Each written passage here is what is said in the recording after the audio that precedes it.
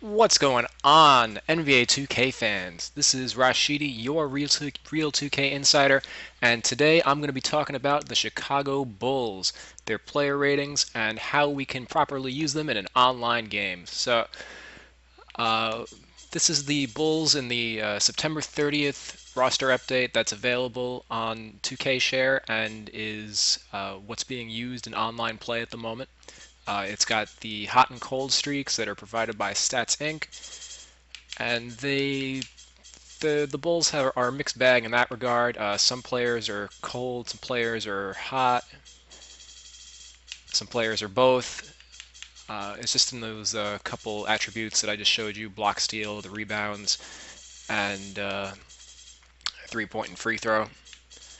So let's get started. So obviously, if you're using the Bulls, Derrick Rose is the engine that makes them run. He was not with the team all of last year.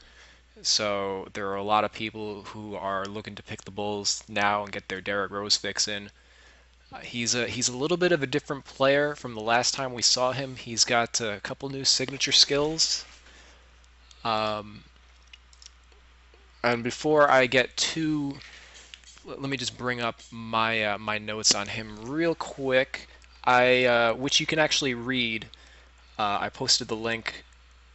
It takes you to my blog, which lists all of the ratings changes and signature skill changes that the players have experienced since NBA 2K13. So for Rose, his new skills are pick and roll maestro and one man fast break, and these come at the expense of shot creator and ankle breaker. So the ankle breaker more or less is replacing the pick and roll is more or less replaced by pick and roll maestro. I feel that's a pretty good change for Rose. It enhances. He has a pretty decent pick and roll game with Carlos Boozer. Boozer's got a good mid-range shot, so Rose can take advantage of that, and also it'll make him a better passer to Joakim Noah when Noah is the one rolling to the basket. Makes him a better shooter off of that pick, so you're going to want to run a lot of screen action with Rose. And one man fast break replaces shot creator, and I don't really have a problem with this. Rose, a lot of superstars. Unfortunately, they're only allotted 5 signature skill slots. There's guys like Rose who would deserve, much more than 5. I'm sure LeBron would deserve like 10 skills. So, sacrifices had to be made here. I think one man fast break definitely uh, is very identifiable with Rose. When you think one man fast break, you think Rose and John Wall for the most part. Um, so that's definitely going to help Rose. You're going to try and run with him anytime you get the ball on an outlet and take advantage of his superior finishing ability and speed. He has finisher and acrobat, so anytime he gets to the rim, chances are it's going to go in. And he also has the closer signature skill, which means in the fourth quarter he's very difficult to stop. All these skills that he's got going for him are magnified. So he's going to be he's one of the few shot creators on the team. Going back to their overall ratings, where is ball handling? Only Rose and Heinrich are really capable of creating their own shot off the bounce. And Marquise Teague, although you will never want to shoot with him ever because his ratings are really bad. After that, you've only got these guys on the wing. That's very low. And Deng and Butler are also not really capable of creating their own shot. So Derrick Rose is going to do the vast majority of your ball handling. You're going to be running everything through him. Regarding Dunleavy, Deng, Butler, 2 of those guys have very good 3-point ratings, and Deng has catch and shoot signature skill, and as does Dunleavy. So for the most part, those 3 guys are spot up shooters. So that's who you're looking to find when you're penetrating with Derrick Rose. Is you're looking for shooters, or you're looking for your big men who can either finish and throw it down, or Boozer who can step out and hit the mid-range jumper. So Heinrich's the other guy who can create his own shot a little bit. He has a very good three-point shot. That's one thing that Derrick Rose does not have. He's a very mediocre shooter from distance, 76 mid-range, 76 three-point. Rose is much better from close range, which is like the not at the rim, which is the standing layup shot. Uh, Close range is like I would say like 5 to 15 feet. So it's like the close mid-range. So Rose not too good from the three-point range. Anytime you get the ball with Rose, you're trying to get to the rim. You're not trying to linger around on the three-point arc. And I would say that if I were playing against the Bulls, he would definitely be someone I would be leaving open on the arc, because with decreased three-point percentages this year, a 76 three-point is not a guy I'm too worried about. You know, he's only going to hit like maybe 1/3 of his threes if he gets perfect timing on all of them. Hinrich, on the other hand, with this hot streak, 87 three-point, that's really good. You can play him either as the primary ball handler, as Rose's backup, or you can play him next to Rose as another shooter. So he does have some versatility. He's a good defensive player. He's got the pick dodger and charge card signature skills. So that also helps. One thing about the Bulls, I guess I should talk also about how they are a good defensive team, because they're one of the best defensive teams in the league. However, they do not have anybody who's good at stealing the ball, excluding the rookies, who you're really not going to use much, if at all. Taj Gibson is your low man at 58, and Kirk Hinrich is your high man at 71. So if you're a button masher, trying to just reach in all day, the Bulls are really not your team. They're very good. They play very good on-ball defense, and they have a high level of defensive awareness. So, you're not going to force too many turnovers. You're going to force a lot of missed shots. So, but Hinrich is the best ball thief on the team, for what it's worth. And overall, you could even get away with probably playing him at the three. It might hurt your rebounding a little bit. A lot of it, yeah. It's going to hurt your rebounding. But aside from that, you don't need floor stretching, but it definitely helps when you're trying to penetrate with Rose. Marquise Teague, I would not bother using except in limited circumstances. He's very fast, which is similar to Rose, but he can't shoot to save his life, and his three-point rating is only 41. That dropped 25 points from last year. So if you were able to hit threes here and there with Marquise Teague, expect that to stop this year. He can't do it, period. With a 78 dunk rating and the 82 layup, he has a good finisher in transition, but if you're expecting him to replicate anything that Derrick Rose does, you're going to be in for a rude awakening. So I wouldn't use him for more than like 3 minutes a game, if at all. I'd probably just be running a 3-guard alignment with Hinrich playing the both guard positions. Jimmy Butler is the only shooting guard on the team, and it's funny because he was actually he was a starting small forward in the playoffs when Luol Deng was out, but he played mostly backup small forward, and he was a backup shooting guard last year behind Rip Hamilton and Marco Bellinelli.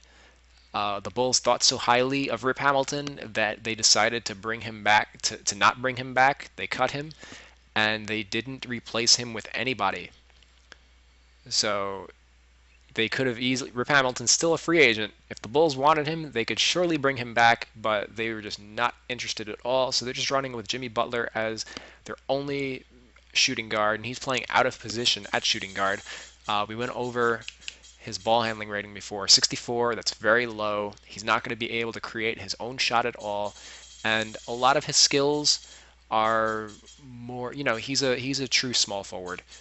Very good three-point shooter, especially with this hot streak going on. I believe he's only at 82 regularly, so that's a pretty substantial boost. He's somebody you're going to be looking for a lot, and he also has that lockdown defender signature skill. which he didn't have that last year, but he's a very good defender. And the Bulls actually have 3 lockdown defenders on the roster. They have Butler, Deng, and for whatever reason, Taj Gibson also has the lockdown defender signature skill. So that's 3 on the team is the most in the game.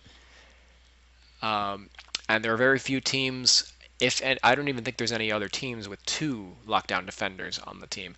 So the Bulls have 2. They've got the best lockdown, the best perimeter defense in the game between Butler and Deng on the wings. So if you're going up against an opponent like I'd say the Heat, they've got LeBron and Wade on the wings, you're going to be able to negate all of their offensive signature skills. So that's very valuable to have. Butler's not very effective from the mid range, so uh, he's not going to be able to, I would say, shoot as well as Bellinelli did last year or Rip Hamilton. But from 3-point range, you can't really go wrong. Where he differs from those other guys is he's a much better finisher than Bellinelli or Rip, and well, obviously a better defender than those guys as well. His offensive rebound rating is the second highest among all shooting guards, behind only Tony Allen. That comes from him being a small forward. So he's definitely somebody that when he's in the game. Deng is also a good offensive rebounder, as is Boozer and Noah especially. So when you've got all 4 of those guys in the game, you're going to be wanting to shoot shots with Derrick Rose, kick out to your perimeter shooters, and turn up your crash the boards, I guess, because any misses that Rose has, they're going to be picked up by your superior rebounding wings or Boozer or Noah. And another key rating for him is a 99 stamina rating. Rose also has a 99 stamina rating. Deng has a 97 stamina rating. So your perimeter is not going to get tired. Hinrich also has a 90 stamina rating. Those are the 4 highest stamina ratings on your team. So you're going to be able to play these guys heavy minutes. And because they have high stamina ratings, you can get away with running a 3-guard alignment between Rose, Hinrich, and Butler because they're not going to get fatigued as quickly as other teams. Other teams, you would probably have to run a 4-guard alignment, but the Bulls, you really only need 3. And if if your guys are really getting tired, then yeah, you can bring in Marquise Teague for 2 minutes or whatever. But that's Jimmy Butler. And obviously, you could also slide him to the small forward position. That's definitely an option. Small forward, though, you do have Deng and Dunleavy. So small forward's not, there's going to be a lot more minutes for Butler at the 2-guard position than he will have at the 3.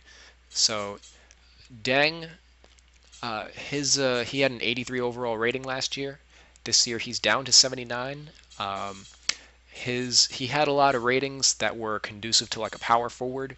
He had very, very good rebound ratings, and he had a high shot blocking rating. So he no longer has any of those things.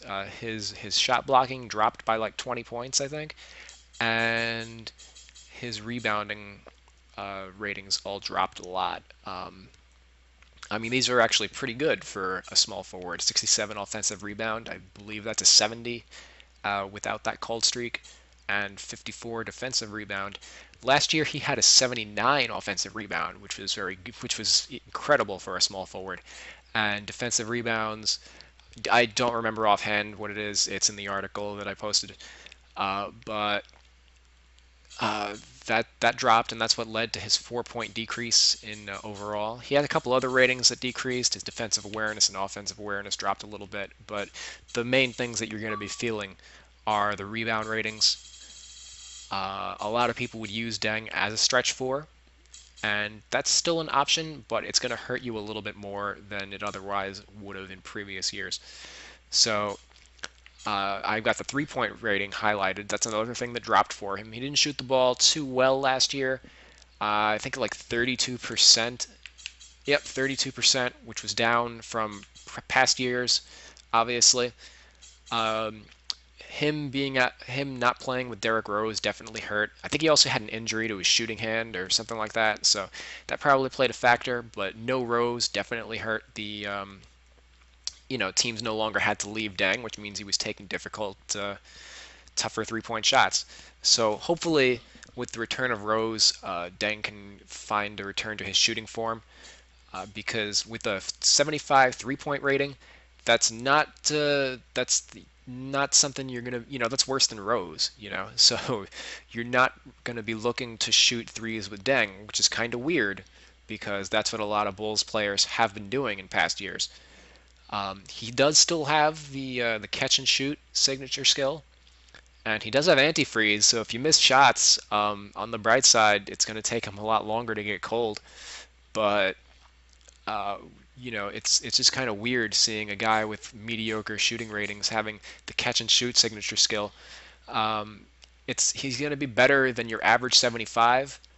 I would definitely only take spot up shots with him to take advantage of that skill because otherwise, he's just not going to be making as many as you would like him to, or as many as you need him to.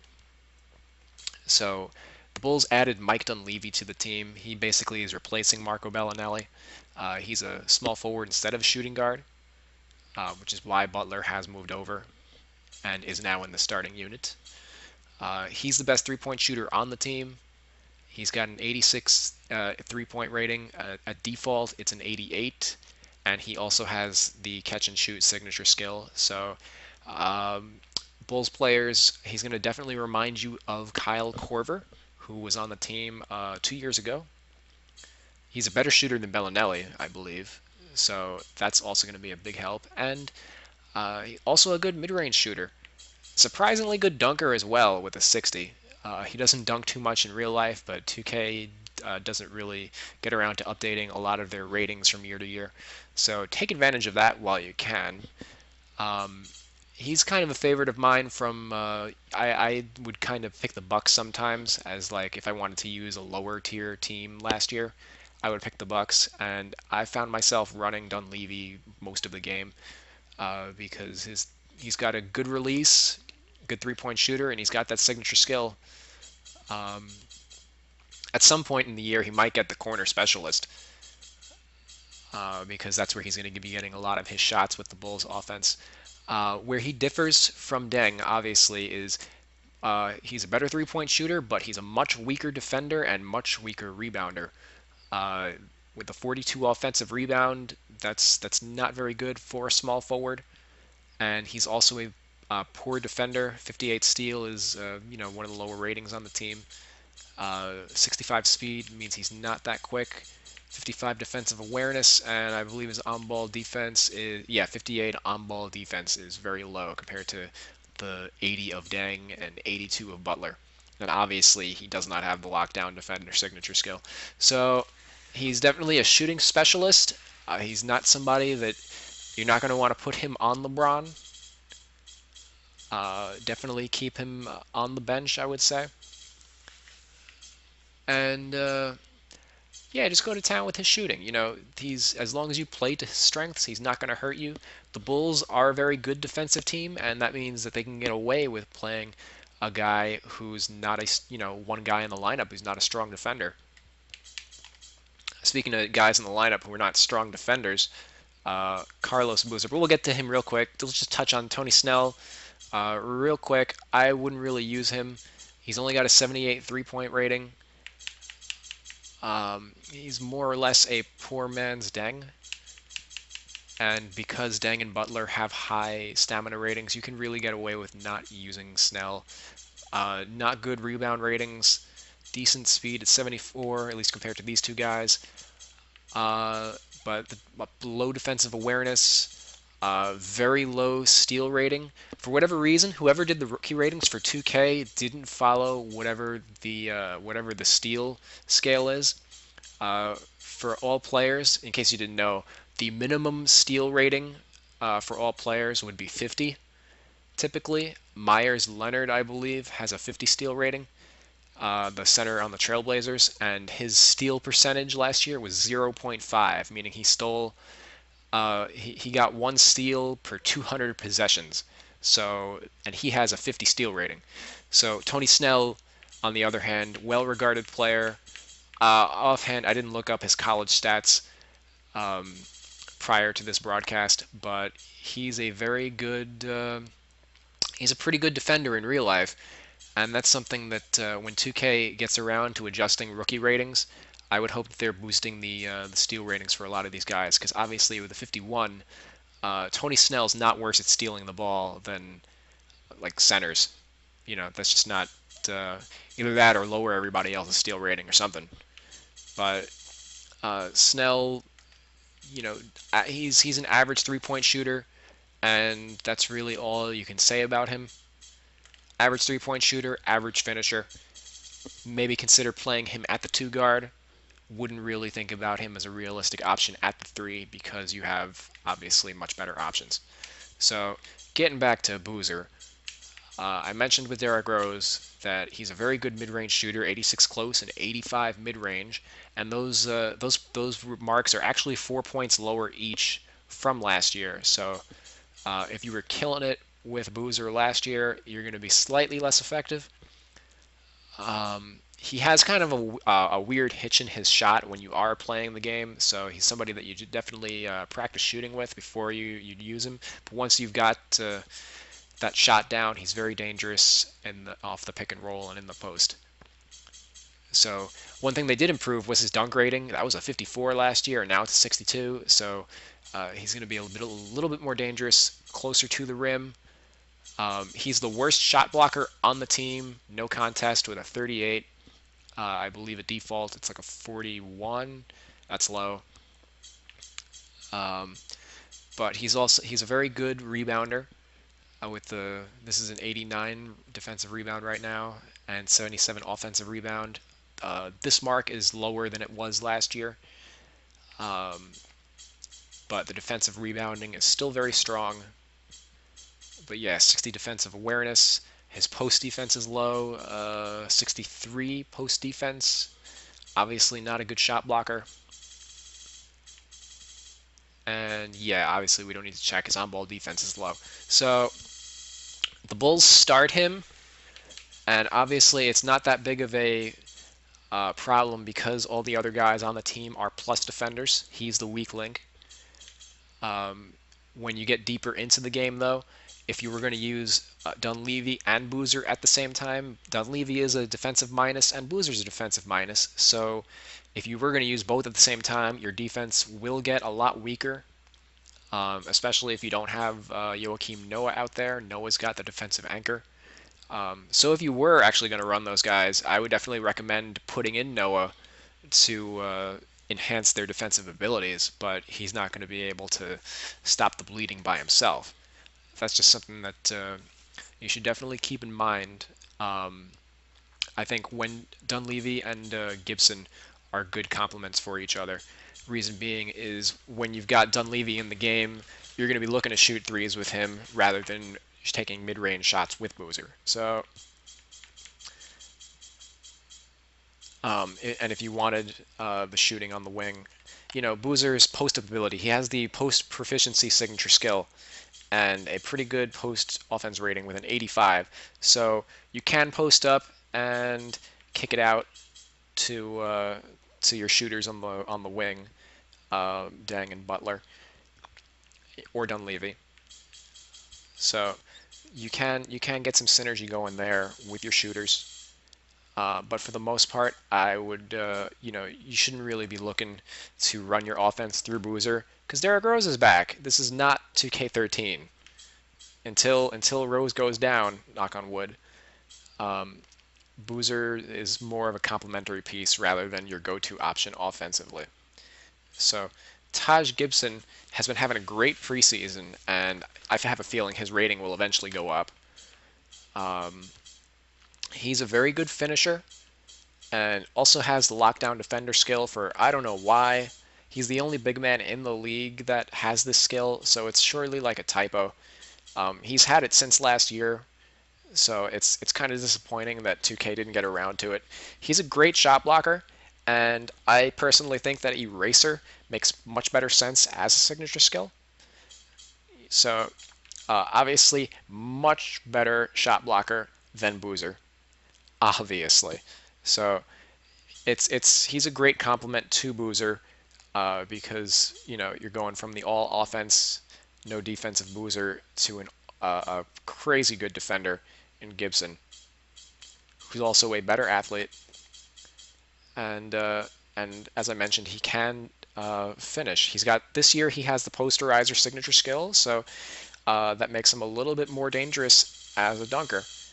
But he's not going to be somebody that you look to post up with.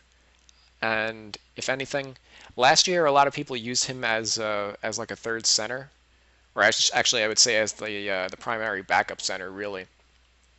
This year you don't have to go to him at center as much. Noah's also healthier than he was. Well, he's healthy. Last year he wasn't always healthy, so there were times where you were kind of running pretty undersized. And this year we have Eric Murphy as this year's Scalabrini / Vladimir Radmanovich. 79 3-point, and that's really all there is to say about him. Awful rebounder, awful inside scorer, awful defender. Yep, that's you got your Scalabrini back. I don't actually think he's on the active roster. I'll check, but yeah, you're not going to be using him except as a human victory cigar. If you really wanted to use a stretch four, you'd be much better off just running with Deng, who's still, I'm sure, a better rebounder and shot blocker than Murphy is. 50 block, 67 and 54, 55 block, 60. Yeah, basically the same. So except a much faster player and much better overall, obviously. So ignore him. Ignore him. So moving on to center, you'll see that Joakim Noah has 5 signature skills. Tenacious rebounder. Oh, and I didn't mention Boozer lost the Bruiser signature skill. So take note of that. Not that it matters too much because he does have 93 strength, but just something that you do have to note. So Deng's got Tenacious rebounder, Scrapper, Post playmaker, not post proficiency. He has the Bruiser skill. I don't know why, because he's 30 pounds less than Boozer, despite being 2 inches taller. And defensive anchor, which he I was always complaining about why he has Bruiser and not defensive anchor. Well, now he's got both this year. So they finally gave him defensive anchor. That's going to improve the team defense a great deal. They're already very good defensively, but with that, it's just going to be overkill. Post playmaker is kind of not really that helpful, I would say, because you're not going to be posting up with him too much. 68 post offense is actually, it's not terrible. It's actually 2 points higher than what Amari Stoudemire has, if you can believe that, and it's what Anthony Davis has, I believe. So you can post up with Noah, but I mean, don't expect great results or anything. But if you are posting up, then obviously your shooters are going to benefit from that. But personally, if Joakim Noah was trying to post me up, there's no way in hell that I'm double teaming. So the reason is he's not a good scorer. He's a good finisher at the rim, great finisher with 88 inside shot, 67 layup, 70 dunk. But 67 close and 72 mid-range means he's not going to be too dangerous with those hook shots or fadeaways. So as long as you can keep him from getting to the rim, it'll help. If he's posting up, it also means that he's not going to be as capable of grabbing the offensive rebound. And as you can see with Tenacious rebounder and the Scrapper skill, he's definitely somebody who's extremely dangerous on the offensive boards. He's not somebody that you want to look to shoot with. He's somebody that you want to look to clean up the glass with. So he's got a 90 offensive rebound rating plus those skills. And as we all know, offensive rebounding is kind of a big problem in this year's game until it gets patched. So you're going to be very good when Noah's on the court because you're going to be grabbing all your misses on offense, and he's going to be forcing a lot more misses on the defense with his anchor skill, and he's a good enough rebounder that he can clean up most of them. He's very athletic for a center with his 57 speed, so you can get out on the break a little bit with him. And 94 defensive awareness, he's your defensive anchor. Unfortunately, he plays a lot of minutes in real life, but 37 minutes per game, but he only has an 80 stamina rating, so you're going to need to use your timeouts wisely and try to keep him fresh. Part of the problem with this game is the big men have considerably lower stamina ratings than their perimeter brethren. So you do have to keep an eye on, see, Boozer and Gibson are only 79, Noah's an 80, and Nazr Mohammed is a 65, which is pretty pathetic when you're playing 6-minute quarters. So, and he's a good on-ball defender with 71. That's great for a big man. If you get cross-matched in like the pick and roll, Noah's more than capable of switching. You know, you don't have to freak out if all of a sudden Chris Paul is if Noah's matched up with Chris Paul, he can hang. You know, and he's got the good length and obviously the shot blocking ability. Where if Noah did switch off onto me, I still wouldn't be looking to shoot. 88 blocks, that's the highest on the team. Yeah, he's your anchor. 89 post defense. You know, you don't have to double when guys are trying to post up Noah. So much like Rose is the engine that makes your offense run, Noah's what makes your defense run. So he's backed up by Nazr Mohammed, who was a 61 overall last year, so he actually got a lot better rating-wise. He was pretty unusable last year. His block rating went up 30 points, so he's actually very respectable now. You're only going to be looking to rebound and block shots with him, and he does that pretty damn well now. So he's got an 84 block rating, and his offensive rebound rating is an 89. He's right there with Noah as a rebounder, right there with Noah as a shot blocker. The only thing that separates him from Noah is he's not as quick, not nearly as quick on the defensive end. He's very slow with 36 speed. You can't get out on the break with him at all. And with a 65 stamina, he's going to be even slower because he's going to tire very quickly. 65 stamina means you're playing 6-minute quarters. He's going to be tired 2 minutes into his game action. So he's nothing more than a quick hitter, you know, to give Noah a breather. But that's also better than what Bulls fans had last year.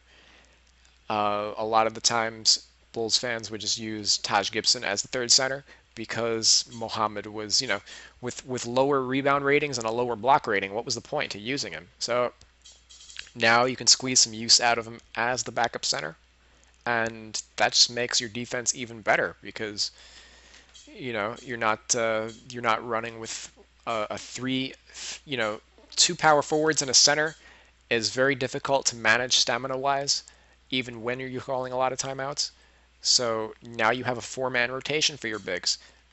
They're going to be fresher towards the end of games, so you're not going to put as much pressure on the rest of your team, and you're not going to have to go to using stuff. You know, last year I more or less had to use Deng as a stretch 4 at various points in the game just because of how tired your big men would get. So you don't have to use Deng as a stretch 4 now. You can if you want to, and it's not a terrible option, but you know, it's now an option, not something you're forced to do. So let's get into an online game and test it out. I haven't practiced anybody's shooting release, so I may be a little rusty. I know that Boozer has a kind of awkward release. I don't remember if it's fast or slow. I guess I'll find out when I jack one up. And Rose, obviously, you know, he didn't play last year, so don't really remember what his release was. Bear with me for the first quarter. I typically get off to slow starts.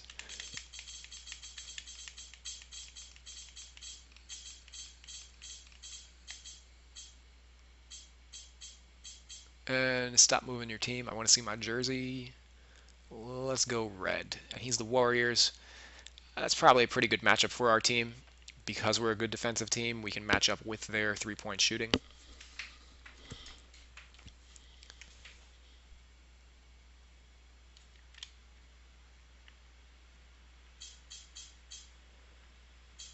Yeah, but Noah matches up with Bogut. Boozer matches up well with Lee. Deng and Butler match up well with Clay and Iggy. And Rose obviously matches up with Curry. That's great.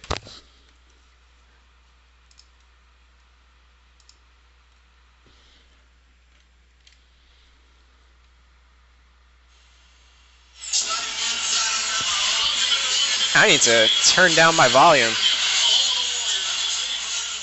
That's exceptionally loud.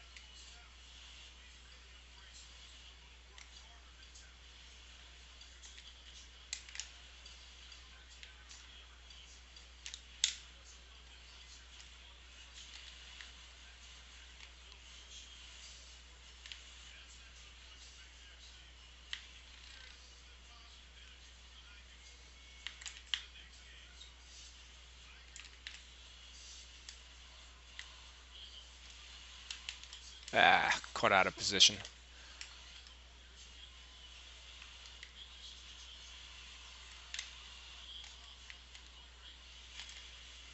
So Rose is just running that break. And we get blocked on the dunk. That's funny.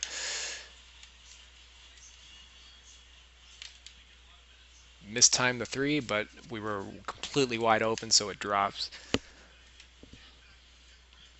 So right there, we saw the explosion of D Rose. First two possessions, I just wanted to attack David Lee and see if we could force anything to happen because David Lee's not a very good defender. But let's start running some plays and take advantage of Curry's defense.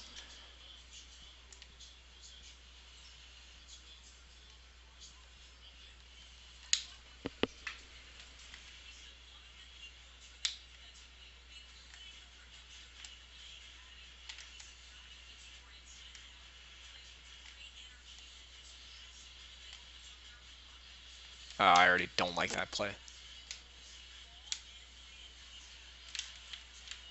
Noah with the offensive rebound, and let's reset.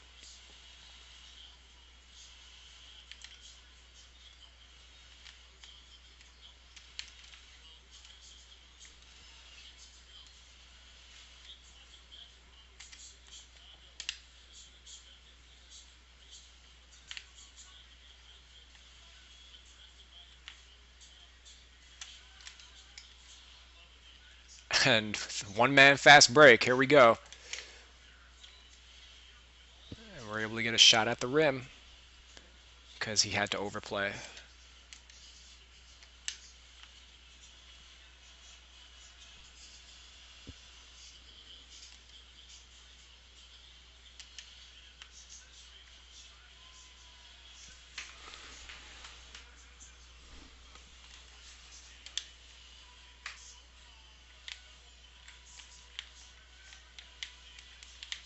Ugh, terrible. Defense by me, I mean.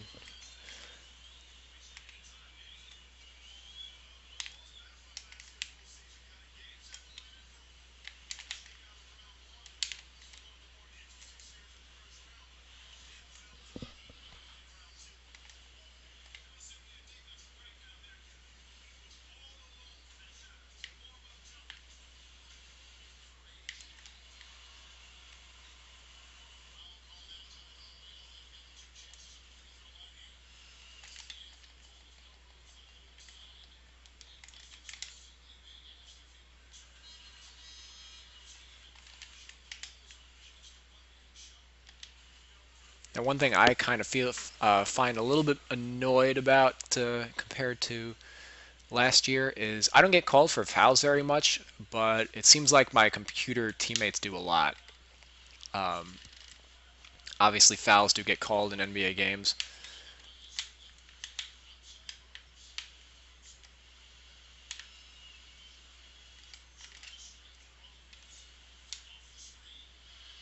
Ugh. All right, so he's got a later release.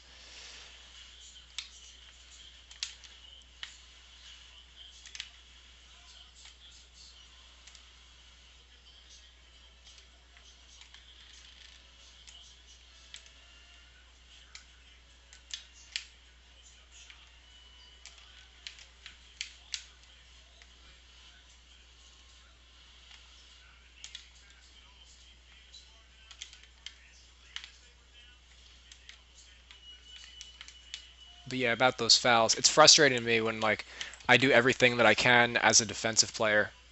I defend it pretty much the right way, and the computer will just get called for like a touch foul. And obviously I have no control over what my computer teammate does defensively. So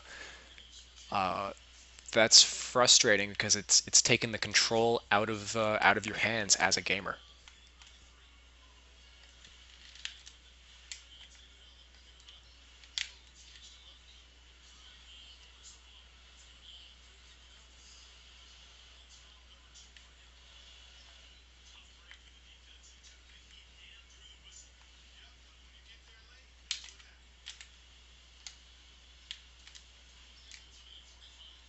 Wasn't expecting to catch that as cleanly as I did.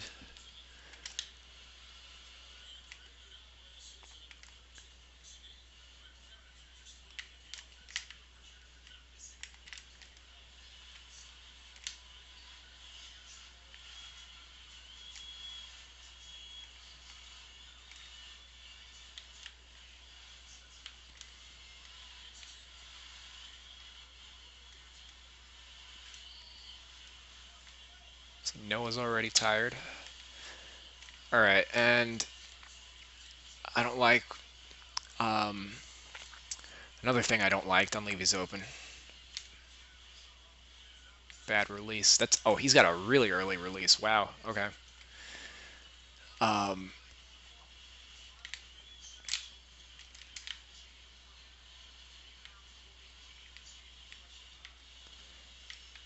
One thing I kind of don't like, you got to be careful for, is they've tried to make Heinrich the point guard on these last two possessions because he has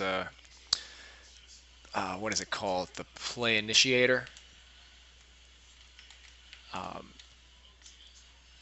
so because he's a point guard, he can be treated as a point guard by the game's AI. So even though he's playing the off guard position, he came down to be the guy that receives the inbound pass and make Rose play off ball. I would much rather not have Rose be the guy playing off ball. I want to take advantage of his penetration and use Heinrich's 3-point shooting off the ball. Ron, what are you doing? Block, right? Almost. So I wish that we had more control over, who's bringing the ball up.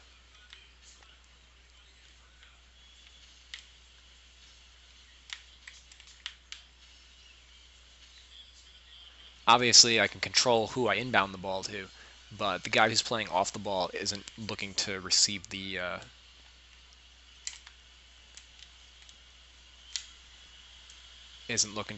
the inbound, and they're not the default option.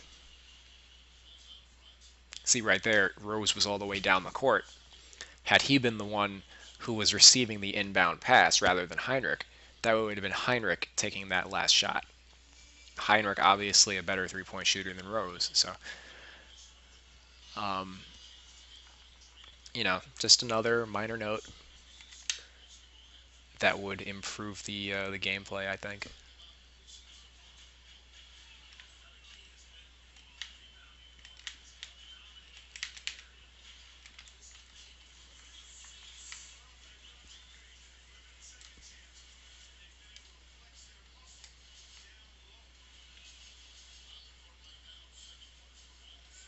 This is a screenplay, it looks like. Well,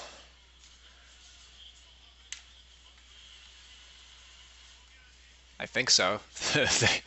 Dunleavy was open, but it didn't look like they were running a play. That's just, I'm not a fan of this smart play thing either, because it doesn't even tell you what play you're running. If I like the play, I want to be able to use it later on. There we go. And the foul.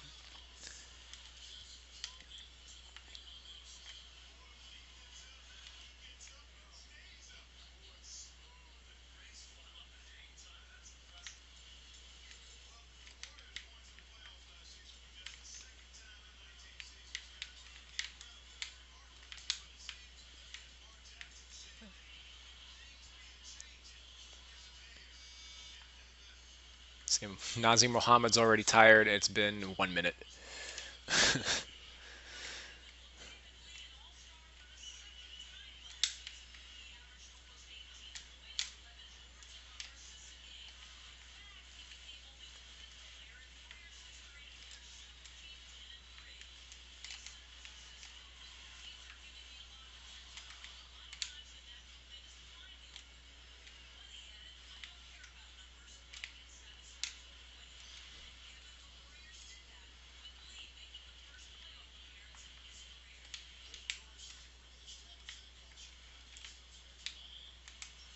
Oh, pick that up. Rose is a pretty good defensive player. Read that.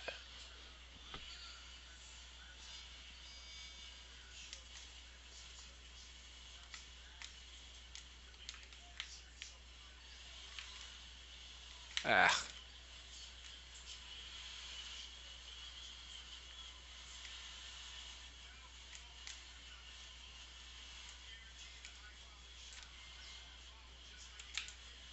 Got to work on my timing with these guys.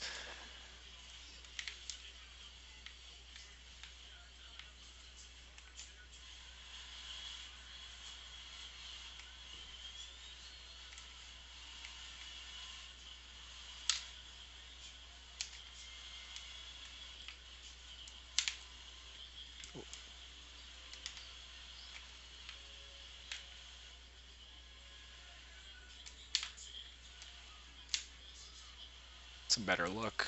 Still off. When Rose is out, that's when I would definitely. I don't really have an offensive player in my lineup right now. I would definitely recommend having Boozer in these situations. And let's bring him back in because Gibson is tired.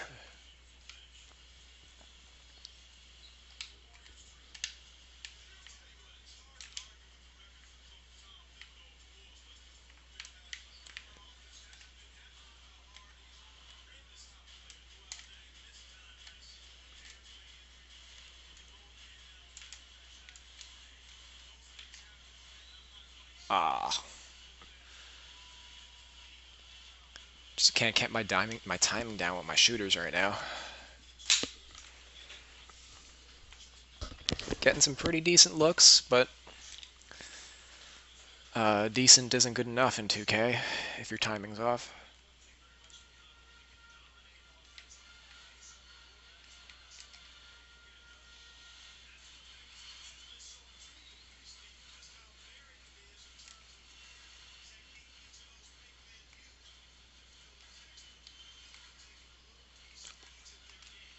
Ah, I meant to throw it to Heinrich. He looks like he's playing off ball with his point guard.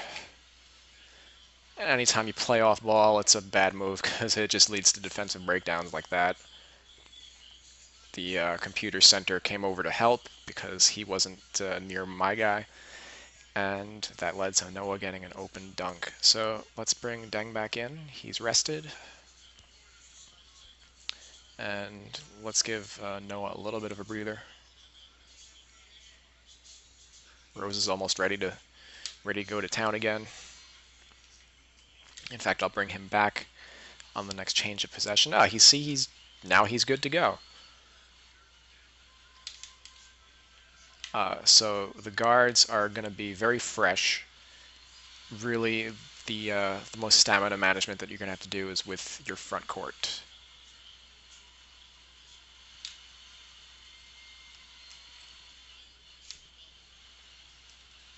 And that went wide.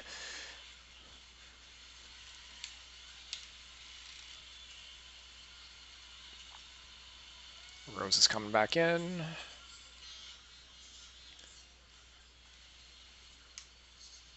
And now we're bringing Noah back in.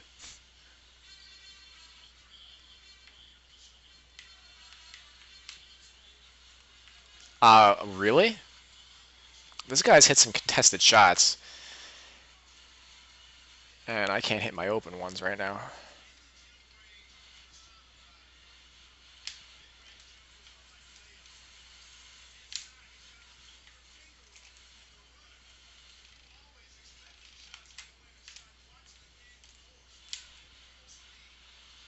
Really? Come on. So Jimmy Butler's got an 86 three-point rating, but we just can't buy an open shot with him right now.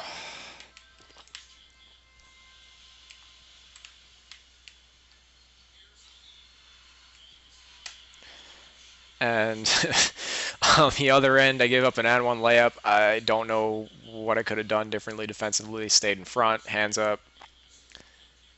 So Butler's cold now.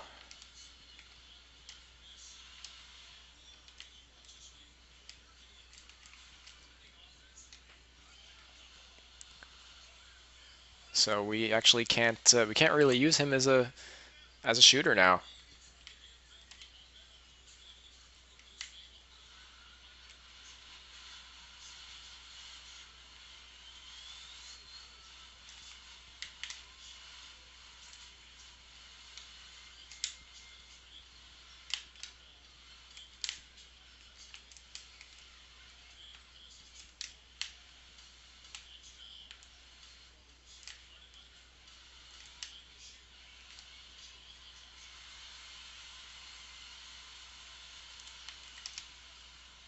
Oh my God. I'm not a fan of that scoop layup because it goes in, I would say 90% of the time.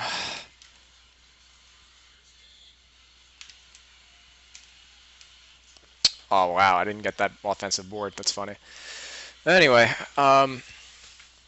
played a pretty good half overall.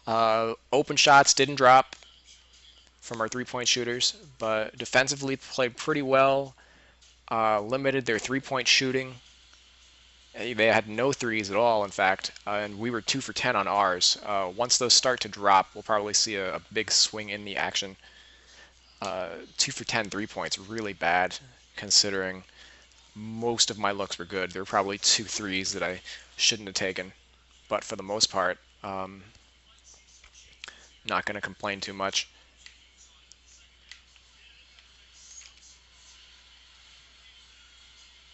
Curry's hit like 3 jumpers in a row now. Oh, now we have Heinrich on the ball again.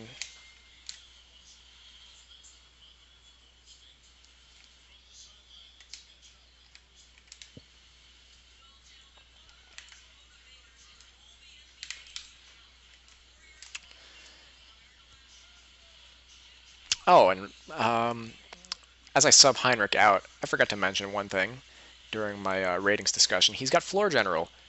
And I guess the reason why he has floor general is because they wanted to give it to Derrick Rose, but they ran out of room. He's playing off ball.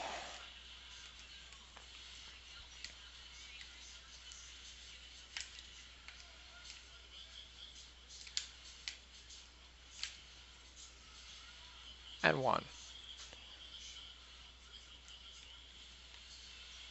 Oh, God. I hate those delayed releases on the free throws.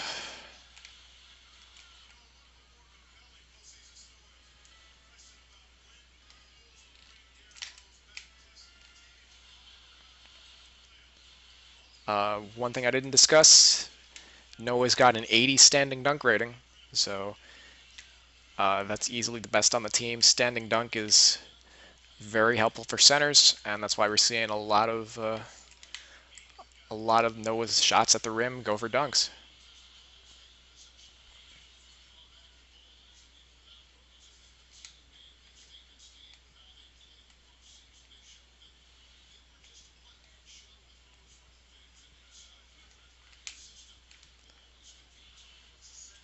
Ugh. I was open for a second, but he didn't shoot it as quickly as I thought he would.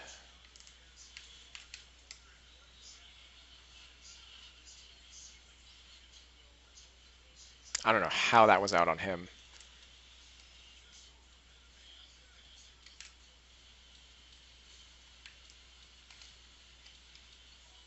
Oh, terrible handoff.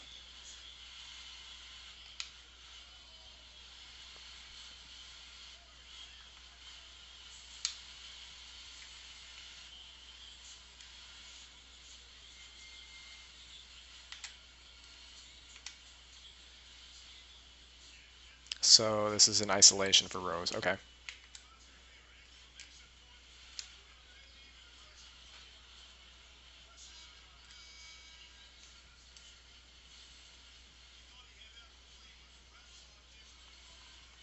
And maybe that's something we should be trying to do more often is isolating to take advantage of that Rose and Curry matchup.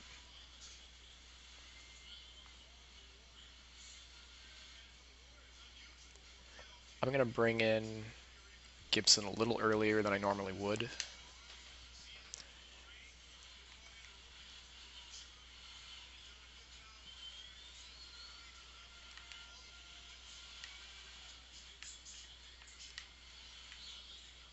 Oh, come on. That's not a foul on me so much as it is a terrible animation that 2K has that is way more dramatic than it needs to be. And if obviously if the defender's going to get forced out of bounds like that, they should be calling it a foul. But the reason they're getting forced out is because that animation is so over the top.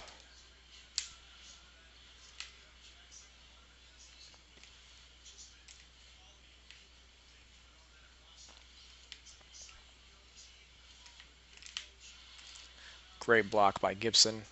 We've got numbers on the break.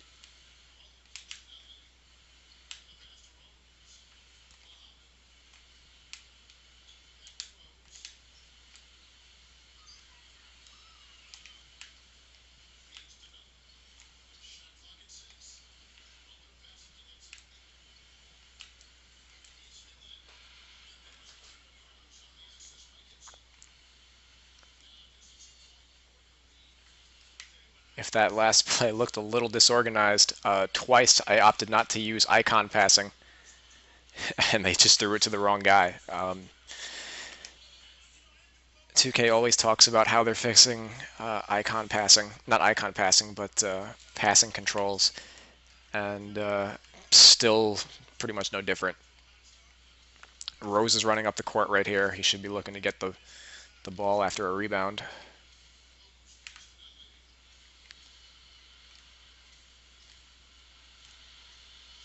Now, if that doesn't drop, of course, his foot was on the line.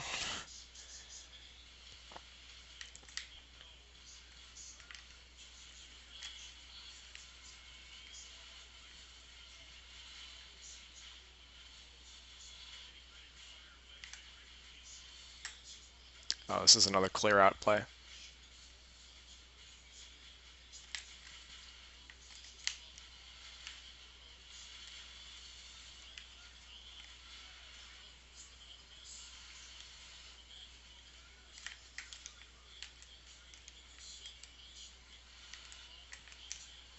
Oh, don't leave Stephen Curry. The defense in this game is a lot worse than last year, I feel. That was a pump fake. Uh,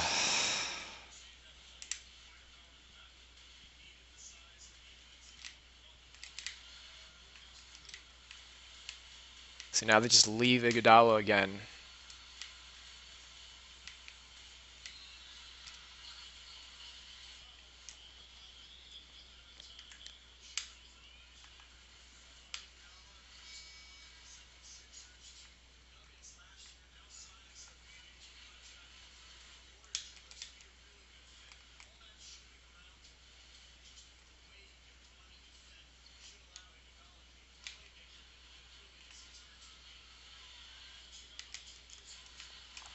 know why I do that. I'm looking right at him, and he's playing off ball.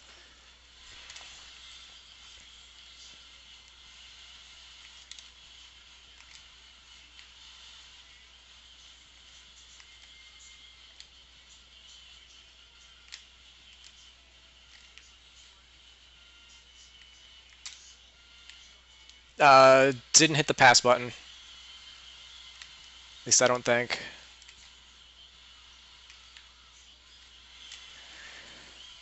All right, so we're down 10.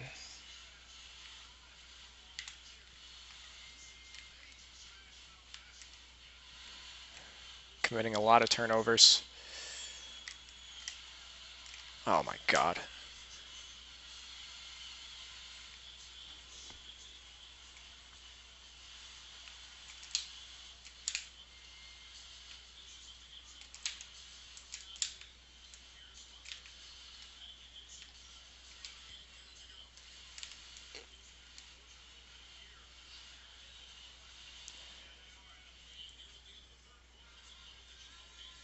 All right, now we got to play a little bit comeback basketball.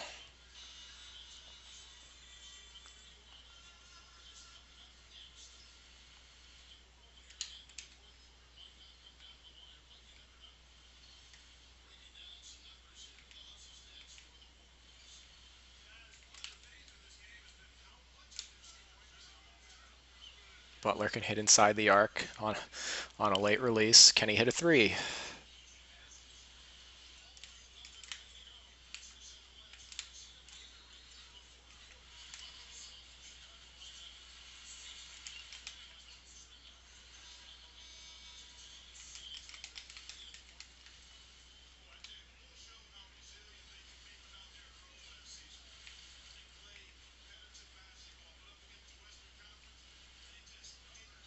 Why is...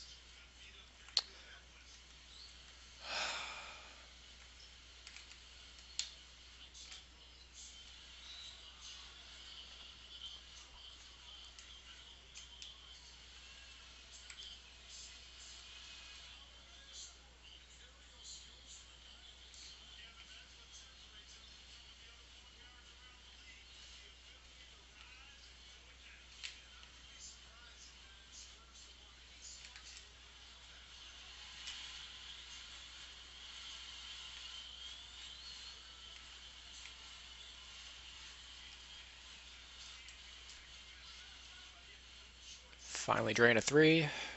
It's an 8-point game.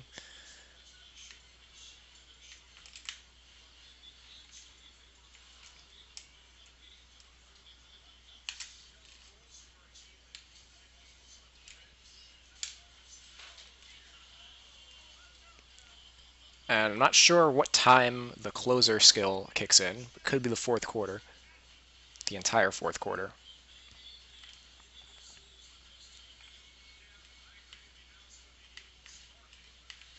But the things that Derrick Rose is doing, he really wouldn't do in a real game.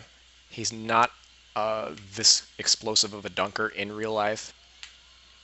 He has flashes of it at times. Come on! So the computer's called for a foul. I don't know why they're reaching in when there's 2 seconds left on the shot clock. Um, I honestly, this is one of the things that just kills 2K for me a lot, is because you can play good defense and it could all be for nothing. Obviously, fouls happen like that in real life, but again, this is a video game where, you know, if you get a headshot in Call of Duty, it's not like they weigh like, oh, well, the bullet went clean through. If I do something like that's a perfect release shot is a great example. If I do something well, if I perform something, it should perform as I control it to. Where's the control in a game if you can have like a precise action and different results?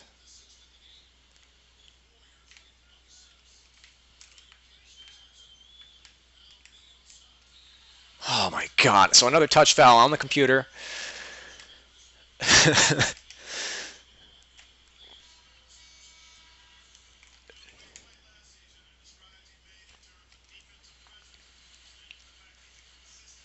I don't know. I hope a lot of this gets patched.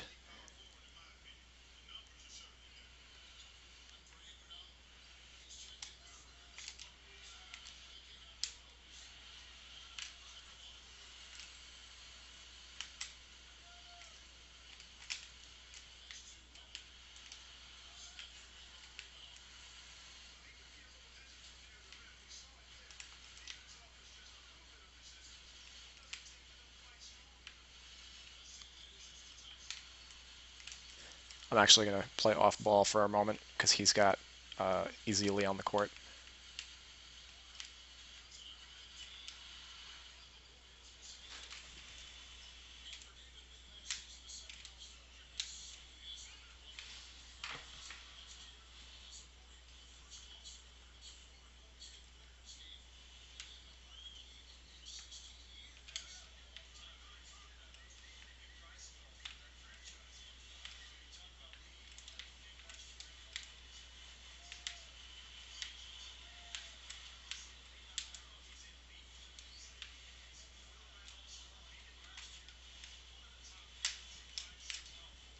Oh, come on.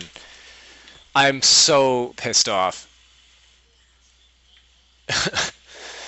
That was an easy 2 points, and he didn't go into a layup animation.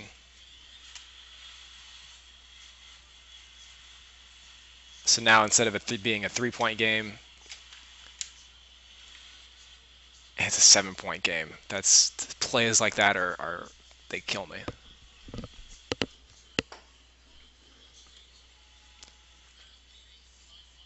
All right, so this game is still winnable.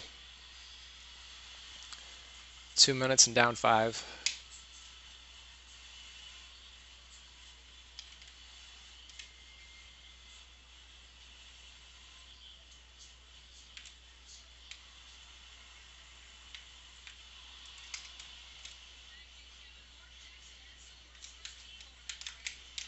Wow. That was going to be an easy fast break layup with Jimmy Butler.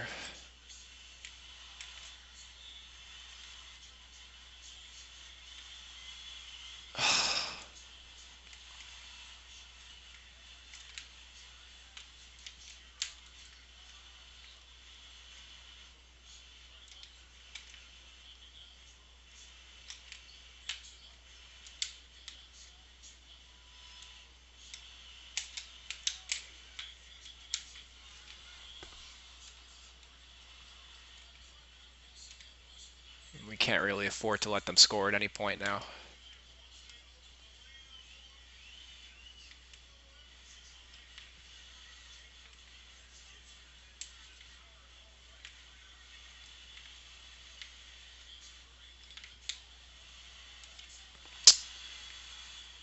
Oh, that should be the ball game.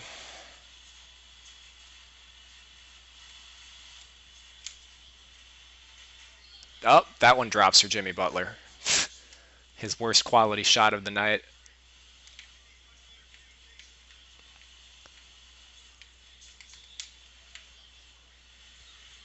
He's a little too deep. Oh, come on. Wow. So now he can just hold it.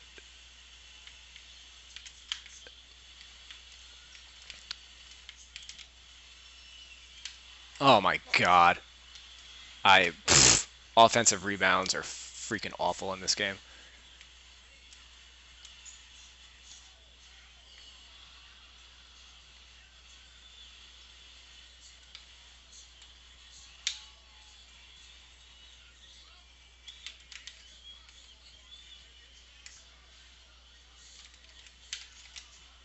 That's a stupid shot, but of course I can't get the rebound. Wow.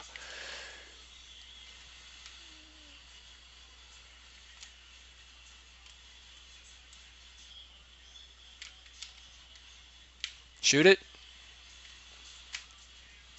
All right, so we lose by 4. The Warriors are a pretty good team.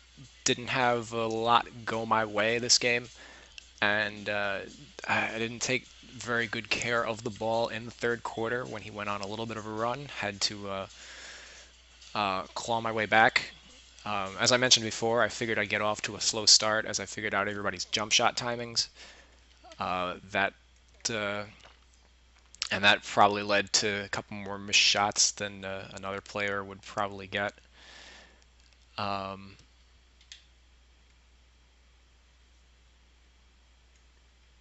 yeah, he missed.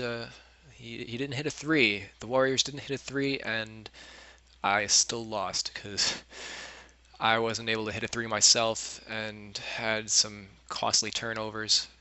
Really, we weren't able to force too many either.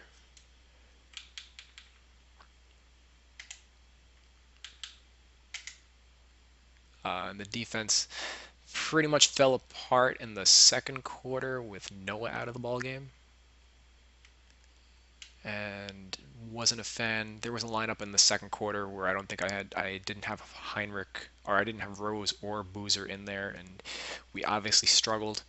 Obviously couldn't buy a three to save our lives. Didn't take as many threes in the second half. Um, and the fourth quarter flurry that I had was too little, too late.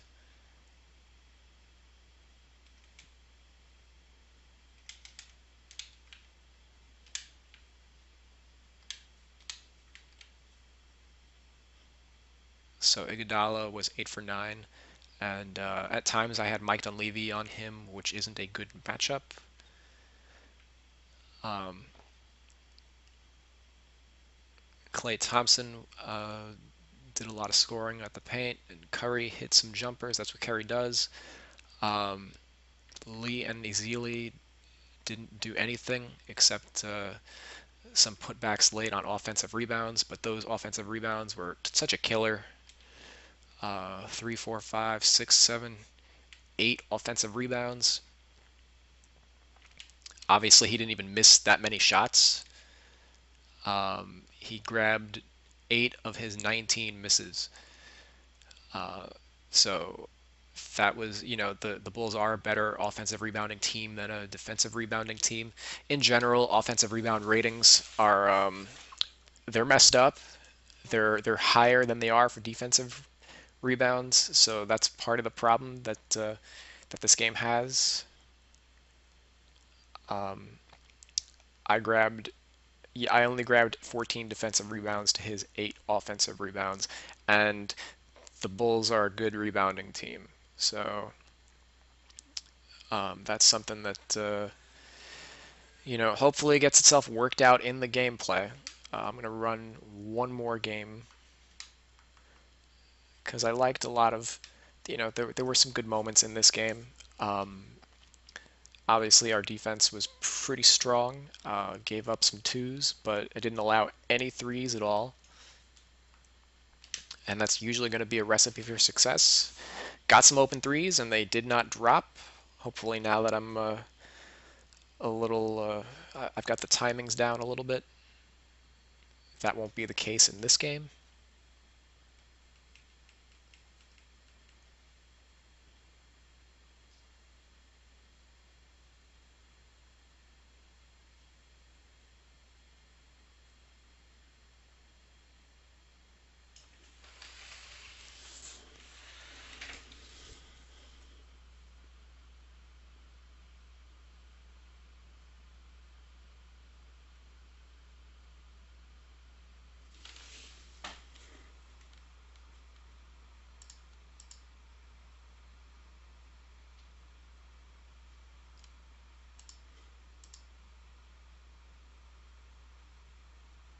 And it looks like there's actually a problem with my stream. I wasn't looking at it while I was playing.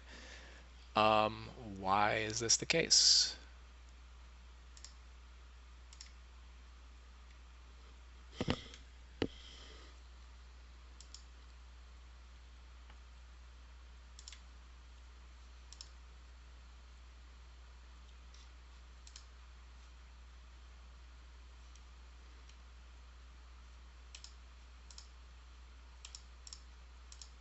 Hmm.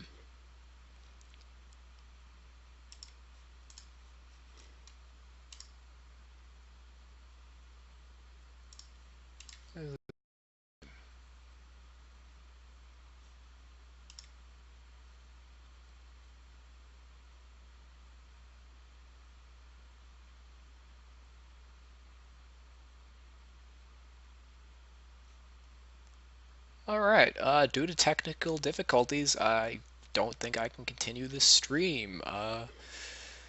This happened in my last stream, so I guess I gotta figure out what the cause is. Hope you guys enjoyed it. Tune in next time for another video of me working on ratings and hopefully having a viewable video. This sucks. Follow me on Twitter at TheReal2KInsider, and of course, hit the subscribe button above. Thanks for watching.